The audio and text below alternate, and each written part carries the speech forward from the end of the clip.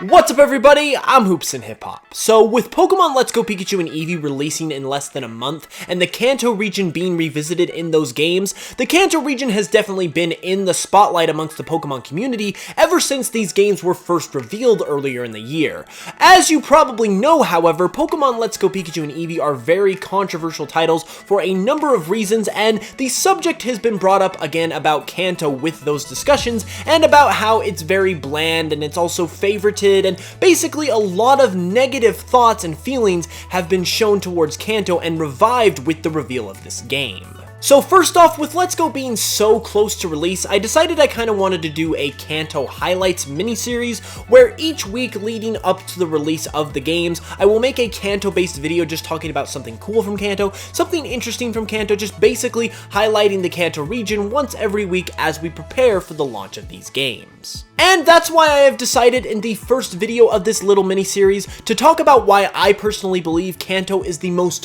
underrated Pokemon region of all time. It might just be because of all this Let's Go controversy, but it seems like other than the Unova region, Kanto seems to be the region that gets the most hate out of all of them. And so today I kind of wanted to defend it a little bit and tell you guys why, in my opinion, it's really not bad at all. It can stand up to any single region that's out there, and like I said, I believe it's the most underrated region of all time. So with all that being said, why don't we just go ahead and check it out? Okay, so in this video, we're going to feature 6 major points that basically are the large features of any Pokemon game and show how Kanto stacks up compared to every other region. And the first of those factors we're going to talk about is the starters. The starters are obviously a very important part of any Pokemon game because not only are they the very first Pokemon you're introduced to, but they're also the Pokemon you're going to carry around with you the longest during your adventure, and they are definitely the most popular set of Pokemon in any given Pokemon game.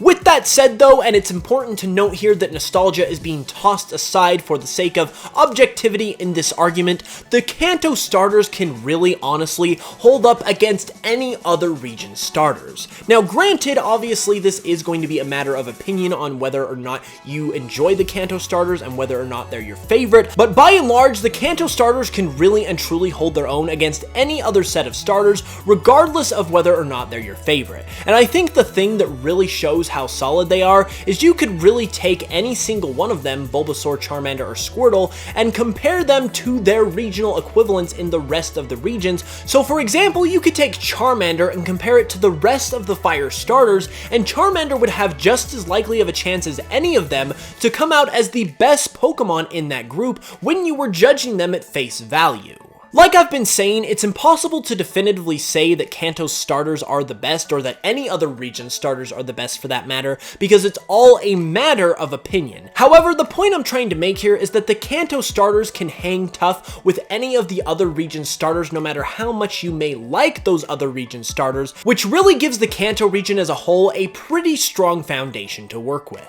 The next major factor in any Pokemon game we're going to talk about as it pertains to Kanto is the Evil Team, and of course, the Evil Team in the Kanto region is Team Rocket. Now, just like every other feature on this list, it all comes down to opinion at the end of the day. But if you take a look at the community opinion as a whole, Team Rocket is held in very high regard and is arguably still the most favorite team that we have ever seen up to this point. The reason why I say this is because not only is Team Rocket beloved for a number of reasons even aside from nostalgia, but every time we get a new region and every time the new evil team of that region is introduced, it seems like they're always held in comparison to Team Rocket specifically. This definitely happened when Team Skull was revealed with Sun and Moon, and I'm pretty sure if I remember correctly, it also happened to a degree with Team Flare in X and Y. Basically, what this indirectly refers to is the fact that Team Rocket is the fan favorite evil team of the Pokemon community.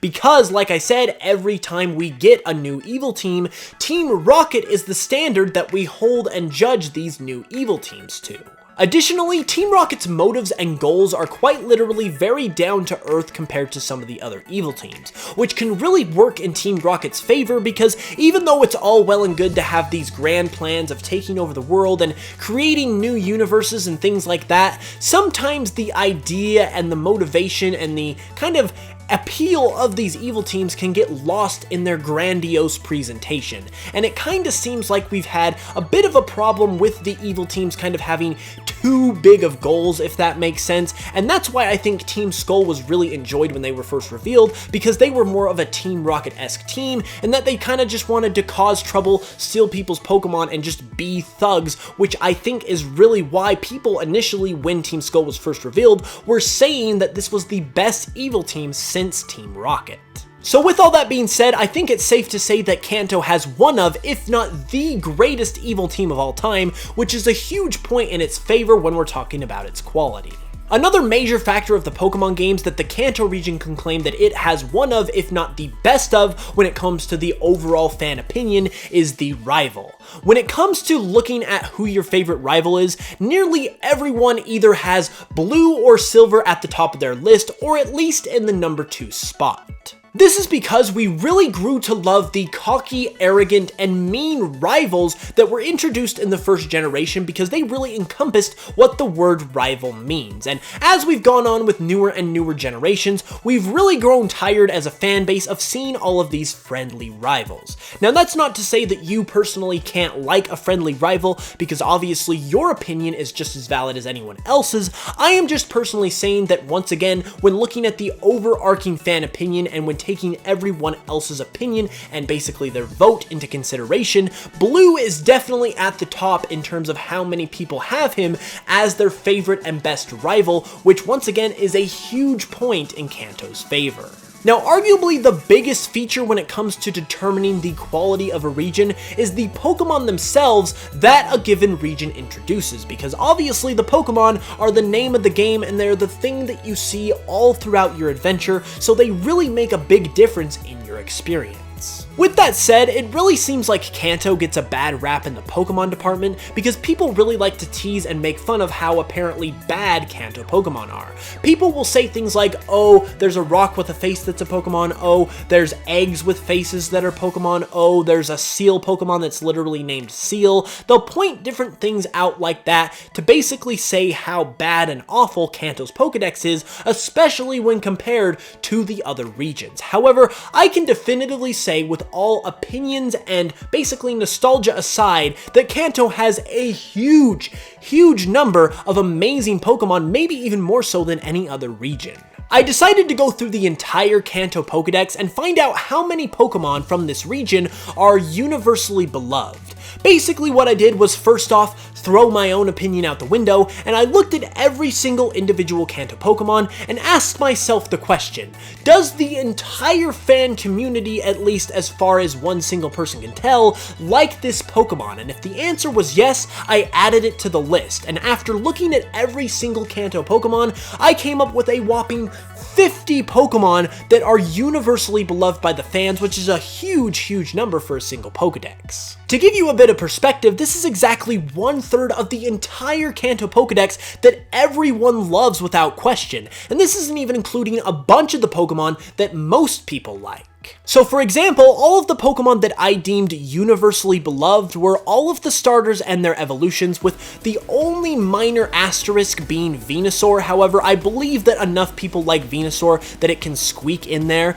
We've also got Mewtwo, Mew, Eevee and all of its evolutions, the Arcanine line, the Vulpix line, Ditto Scyther, the Dragonite line, the Butterfree line, the Pikachu line, Snorlax, both Nidoran lines, Jigglypuff, the Gengar line, the Marowak line, the Rhydon line, the Gyarados line, Lapras, Articuno, Zapdos, and Aerodactyl. Now obviously opinion is still going to be a thing here, but basically all of these Pokemon are ones that have been established throughout the years as fan favorites, and personally I've never seen a bad thing said about any one of these Pokemon, with the minor exception of Venusaur like I said earlier. With that being said, 50 beloved Pokemon in a single Pokedex is a huge number, because like I said, it's 1/3 of the total Kanto Pokedex, and it's over half of some other Pokedexes such as Kalos and Alola, and it doesn't even include Pokemon that are basically liked by most people instead of just all of them, which really speaks to, when you look at it as a whole, the absolute quality of Pokemon that the Kanto region has, even when you take away the nostalgia that Kanto constantly gets a bad rap for. While every single region has a new set of Pokemon that are introduced, they also have a new set of human characters that are introduced. And the gym leaders and the Elite Four in particular are a huge part of any region, and their individual characters really speak to the quality of the experience that a region can offer overall. And once again, with reiterating the fact that nostalgia is not being considered here, Kanto has some of the best gym leader and Elite Four members that we have ever seen. For example, you've got Giovanni, who not only was the secret 8th gym leader, but was also the leader of the evil team, which is a fascinating thing that really hasn't been seen in a gym leader since. You've also got classic characters like Lieutenant Surge, who basically sparked the huge Pokemon War theory, and then you've got fantastic Elite Four members like Lance, the Dragon Master, for instance, and even Blue, the champion,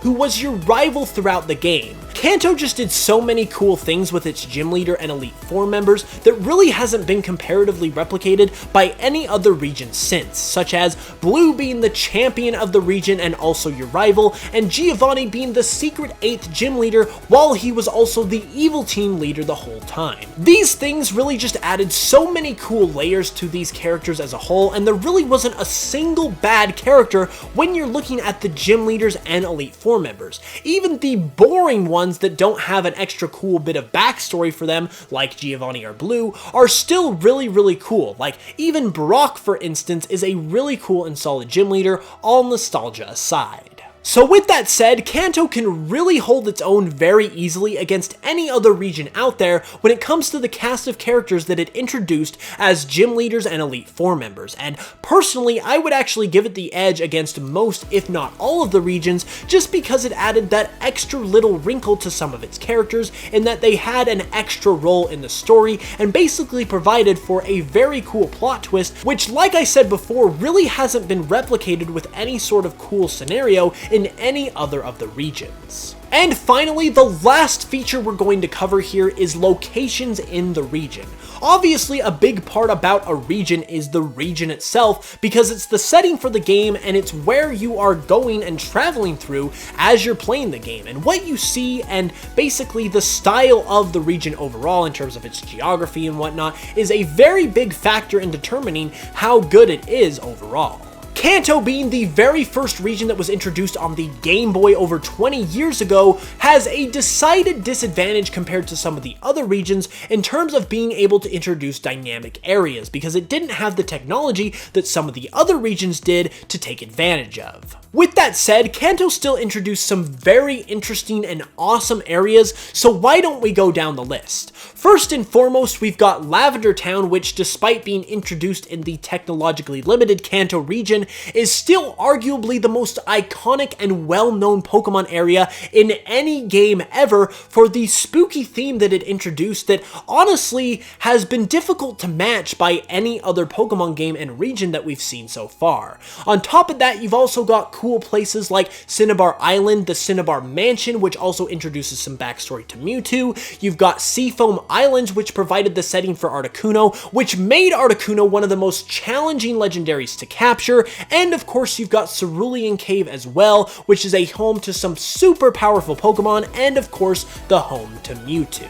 Also, if you factor Fire Red and Leaf Green into this equation as well, you also have the Sevi Islands in Kanto, which arguably, or at least in my opinion, provided the second best post-game of any Pokemon game ever, only behind Heart Gold and Soul Silver and Gold and Silver, where you were able to go to Kanto in the post-game. So while on this one, I'm not going to say that Kanto necessarily has the best geography or is likely to be one of the top 2 picks by most people, because it's obviously a little more opinionated than some of the other features. However, what I will say definitively is that Kanto can once again hold its own against any of the other regions, and that is really the point of this whole video, to show to you guys, or maybe to show to some skeptics of the Kanto region or people that have never played through Kanto, that it is just as good as any other region and arguably even better in some particular areas. And there we have it, everybody. Now, with all of the animosity and hate that seems like it's been placed towards Kanto recently,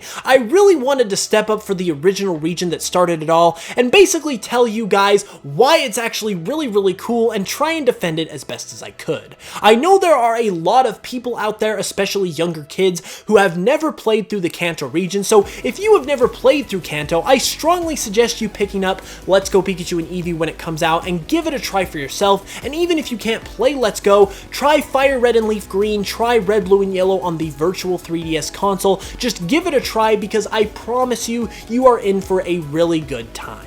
If you guys enjoyed the video though, be sure to give it a like and let me know down in the comments below what your personal opinion on Kanto is and what you think about my thoughts in terms of defending Kanto as a solid Pokemon region. If you're new to the channel, be sure to subscribe for more Pokemon content every Tuesday, Thursday, and Saturday, and be sure to follow me on Spotify for my Pokemon remixes as well, and I would definitely go check out my Twitter because I'm doing a Let's Go Pikachu and Eevee giveaway over there. We're going to be giving away a copy of each game, and all you gotta do is follow and like and retweet my tweet, so it's pretty simple. With all that being said though, I will be back on Saturday for another video, so be sure to hit that notification bell so you can be notified as soon as it goes live. And with all of that being said, of course, I love you guys so much, and